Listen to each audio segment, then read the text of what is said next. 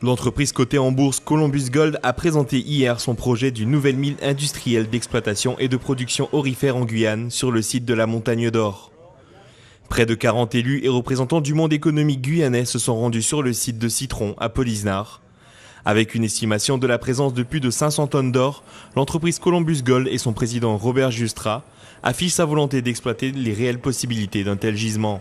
Toute la production guyanaise est dans la roche à surface qu'on appelle la saprolite. C'est pas dur, c'est très facile à produire de la surface du gisement. Mais le reste de l'or se trouve sous les premiers 10 à 20 mètres dans la roche dure. Et c'est ça le sujet et l'objectif d'une compagnie comme Columbus, avec notre partenaire Nordgold, à exploiter le 95% de la roche qui se trouve sous la roche molle qu'on appelle la saprolite.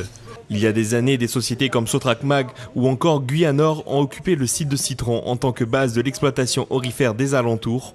Aujourd'hui, le projet Montagne d'Or propose d'aller au-delà et de créer une dynamique pluridirectionnelle autour de la construction de la mine. Une mine, fondamentalement, c'est une exploitation de ressources non renouvelables.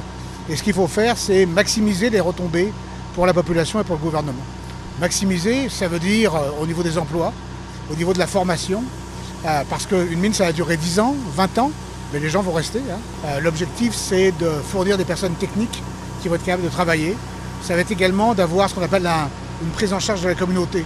Donc d'avoir des gens qui ne sont pas seulement passifs par rapport à la mine, mais qui sont vraiment des partenaires. Donc on n'est plus dans, je dirais, l'œuvre de bienfaisance, comme faisaient un peu les compagnies minières. Il faut aller au-delà parce que c'est ça qui va rester. Une œuvre de bienfaisance, la compagnie minière s'en va, elle arrête, tout ça s'arrête. Près de 2400 emplois devraient être créés selon Columbus Gold en rapport direct et indirect avec la mine, en plus des retombées estimées à plusieurs millions d'euros en faveur des collectivités locales. Il y aura des retombées fiscales, sans doute de l'ordre d'une dizaine de millions d'euros, mais ce ne sont pas les retombées les plus importantes. Les retombées les plus importantes, c'est les retombées en termes d'emploi, de structuration de l'économie, et puis avec toutes les filiales qui pourront se créer, un laboratoire qui viendra en Guyane, toute une industrie de l'or et toute une structuration finalement de la filière aurifère avec l'arrivée de cette major qui va beaucoup changer les choses. Par le passé, j'ai assisté à bon nombre de présentations de ce genre. Et malheureusement, nous ne sommes pas arrivés au niveau de l'exploitation industrielle. Bon, là, il semble que beaucoup de paramètres sont ouverts, puisqu'il y a un potentiel de plus de 150 tonnes.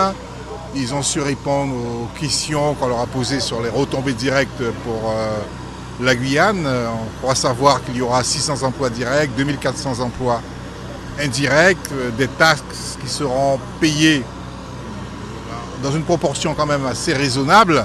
Donc tout ça peut augurer de quelque chose de bien pour le développement de la Guyane. Aujourd'hui, le projet en est à ses études préliminaires, avec une étude environnementale débutée en mars 2014 qui devrait voir le jour en 2016. Le projet, sous validation des permis d'exploitation issus des études de faisabilité, devrait commencer sa construction en 2018 et sa production en 2020.